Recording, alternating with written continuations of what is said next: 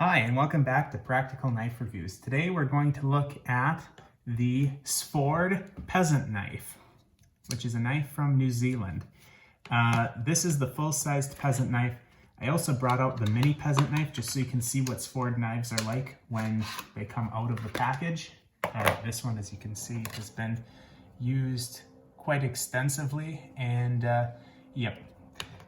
Figured might as well see what they're going to be like when they're new. As I said though, this is the smaller size, as you can see. Now, when they come, they're from New Zealand, made in New Zealand. As this one says on the blade, this one says on the handle. They're made of L7 tool steel, which is a Swedish tool steel. It's a very nice steel, just a polypropylene handle, which is frankly not the nicest looking handle in the world, but it gets the job done. And for a fairly budget knife, you know, pretty much all that you need.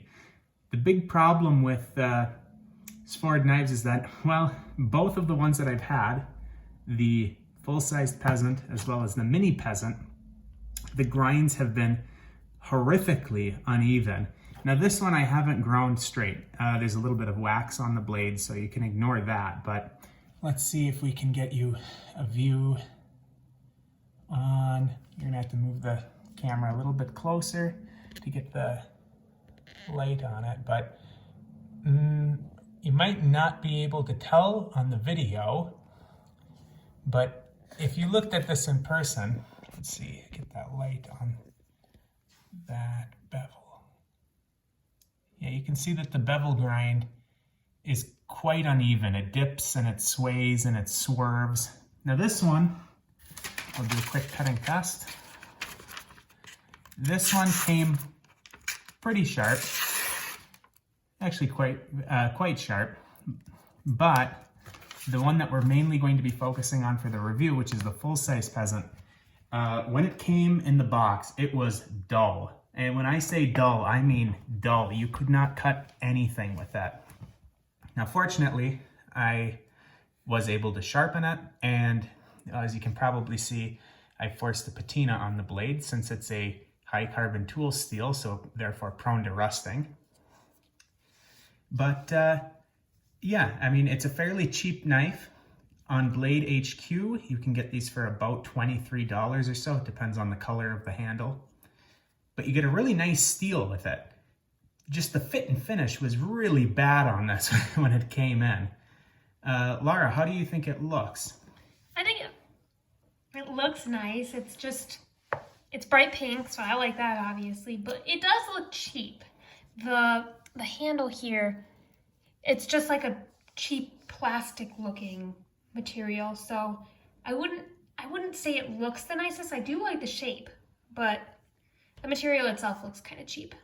Right, so these are what are called peasant knives, and this is a design that goes back millennia. This is one of the oldest style of folding knives. All it is a piece of metal. You've got a protruding tang here and a handle, and it's screwed in on a pivot point here, and then there's another screw here just for holding this back end together so that it'll pinch the blade when it sits in there. But there's no lock on this knife. The only thing that is holding the blade in place when it's open is your hand, which frankly is a quite ingenious mechanism, because as long as you're gripping this tightly, no matter how hard you push on the top of that blade, it's going to remain open. Now, there is no inherent or integrated locking mechanism within the handle. So for people that want a lock built in, this is not going to be for you. But for people like our mom who can never figure out how locks on knives work, this could be something for her because the hand is the lock. Now let's take a quick look at how this performs. And again, I've modified this quite significantly. I really did change the grind on this quite a bit. But L7 tool steel. Oops. That was not a problem with the blade. It's a problem with me trying to look into the camera while I'm cutting. But yeah, as you can tell, there's this is quite a sharp blade right now, and this L7 tool steel, it takes a really, really nice edge, and it just gets wickedly sharp. The one issue that you're going to have, of course, is that it's going to rust fairly easily. So we see that if you sharpen this, I mean, any knife will get sharp if you sharpen it, but this one really takes a nice edge. Let's take a quick look at how it works on cardboard. So let's get this cardboard under here and knocking down our light setup. But yeah, there you can get a pretty good view of how it works there. Very, very little effort. We're going right through the cardboard like it's not even there. So in terms of what you're getting out of the box here, you're getting a nice, basically prehistoric design. Absolutely nothing wrong with the design. It's simple but totally functional. You're getting a nice high carbon tool steel blade, an ugly yet functional handle, not the most comfortable thing in the world. It's just a hard plastic. Perhaps you can hear that it's just a hard plastic. And now let's get some specs for you. First, we'll take a weight measurement. Okay, we're looking at 75 grams, which is 2.6 ounces. And while I'm at it, I'll weigh the mini for you, even though when we do the field testing, we're only going to be looking at the full size. So the mini is 1.4 ounces or 41 grams. And now we'll take some quick length measurements. Let's see, get this on the camera. How's that? So if we line this up right on the end here, we'll do it that way. In pocket length would be right around 6 3/4 of an inch long. If we open it, we're looking at just about, I'm gonna do it this way, it'll be a little bit easier to tell for me. Just about 8 1/4 inch long. So 8 1/4 open. What cutting length? And the cutting length, sure. The thanks for reminding me. The blade is about 3, and if we measure right to the back here, 3.5 inches long. If we just look at the cutting length, it's going to be right about 3 inches. And now very quickly, we'll just take the measurements for the mini since we're already out here. Closed length, so this is in pocket, we're looking right at 5.5. Overall length, we're looking at right about 6 3/4. And the blade length, it's about, if you look right to the back of the tang, it's about 3 inches. The cutting length is going to be right around 2.5. So 2.5 inch blade, no lock. So this one is going to be legal just about everywhere. And this one, what did I say the cutting length was? Right about 3. Yeah, right about 3. So anywhere that's going to have a 3-inch no locking mechanism limit, this will be legal. The other one should be just about legal everywhere. So now we're going to go see how these perform with some light EDC tasks. So we're continuing to take a look at the Svord Peasant Knife from New Zealand, friction folding knife. This is the full size. They also have a mini size that, well, as you saw earlier, was significantly smaller.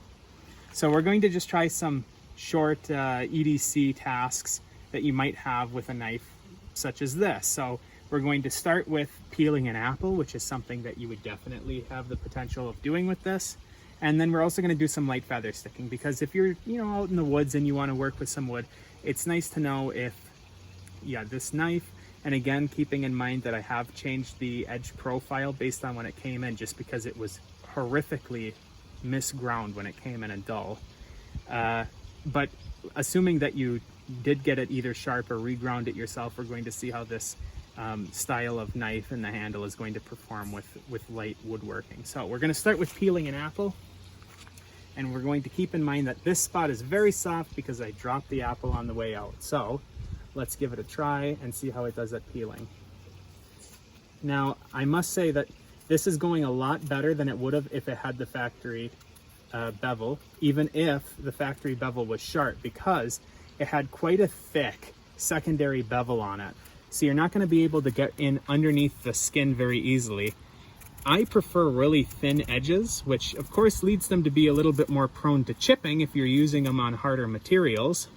But considering I'm mostly using this for kind of light work, I mean, after all, it is a non-locking peasant knife, I ground the edge profile quite thin so that it's really a slicer rather than a brute force knife. And it is L7 tool steel, Swedish high carbon, really high carbon tool steel. It's a tough steel. You don't need a super thick edge on it in order for it to hold up. But I mean, we can see that this, with this edge profile that I've got on it and the fact that you can sharpen this super, super sharp, it's going right through it like no problem at all. And as I've mentioned in basically every previous video, I'm not a particularly good apple peeler with a knife because I prefer to eat the peel, but I know a lot of people like to peel it. So that worked really well. I think that this is, of the videos that we've done so far, the best job at apple peeling that we've had. Now I'm going to set this down here because I'll eat that afterwards. Surprise, surprise, always eating. Now we're going to go and do some light feather sticking. And before I do that, I just want to mention this handle being pretty thin and with a nice curve in it actually was quite comfortable for doing a kind of peeling motion, reverse grip. Now let's see how it is if we're bearing down on it for feather sticking. What do you think of those curls, Laura? Well, it's not cutting them off. It's not curling as well as you would hope, but it looks good. Let's try a different angle just for the sake of it, because sometimes with the grain, you're just catching not the best angle for it. And actually, now they're curling. It's doing a little bit better right there. But yeah, we're seeing, I mean, this is really sharp and it's got a pretty thin profile. Yeah, I mean, it's an acceptable feather sticker, and I should mention this is pine. It's a very soft wood. So now we're gonna move over to red oak, which is pretty much the hardest wood that we have in our forest here.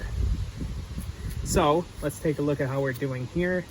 And the issue that we're having is that when I'm bearing down, I do kind of want to lift the back of my hand off the knife a little bit to get my thumb up. But when you do that, you're not holding down that tang anymore, which means that the knife isn't locked in place anymore.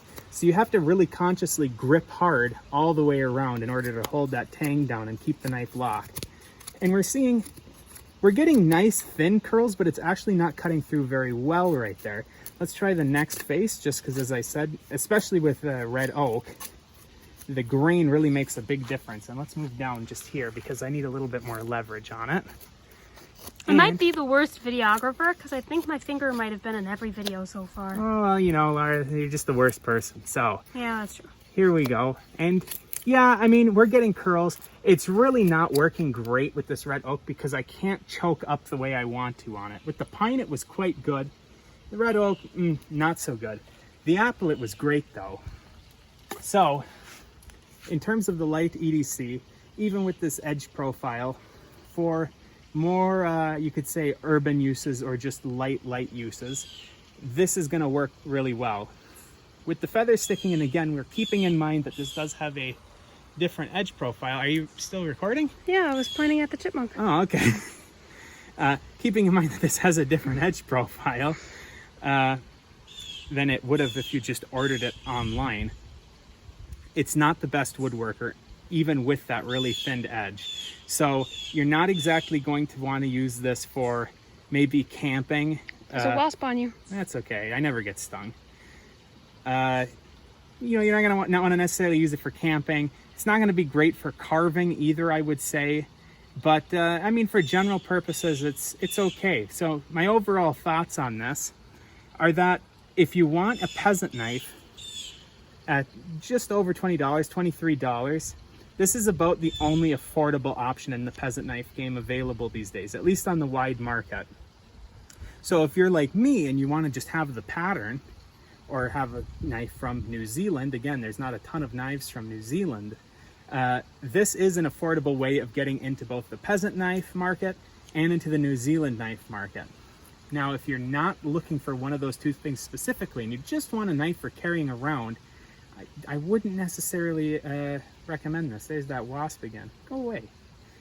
There's the chipmunk again. Yeah, I know. More important than the video. Hi, Chippy.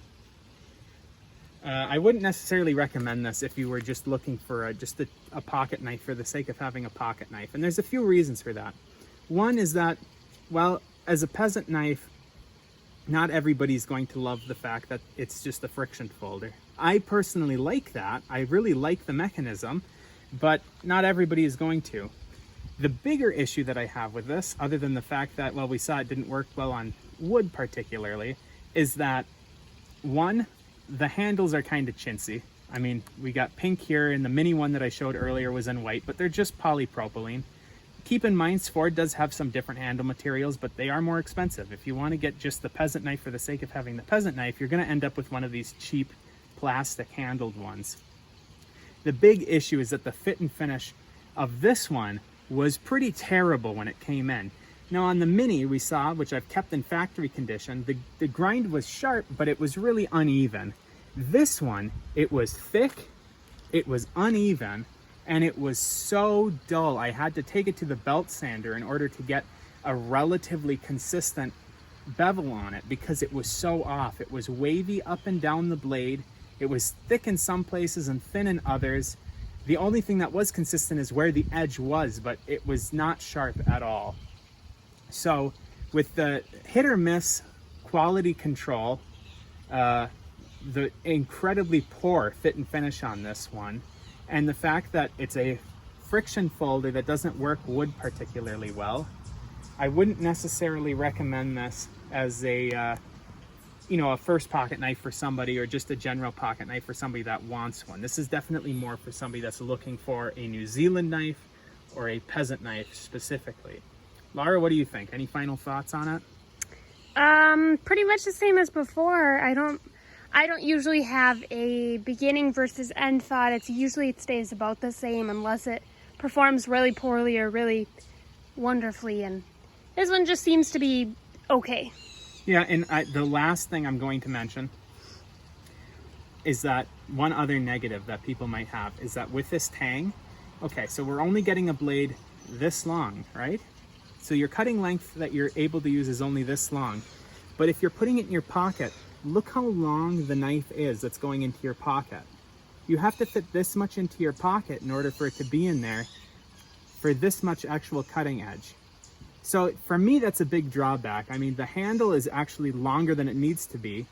Plus, you do have the tang, which is inevitable. You need it for it to be a friction folder knife where your hand is what's holding it open. But the fact is that you end up with something that's about twice as long as the actual cutting length, even when it's close. So that's my final thought on it. But if you're looking for a peasant knife, Svord would definitely be my recommendation for the way to go. It's about the only game in town. So thanks for watching, and we'll see you next time.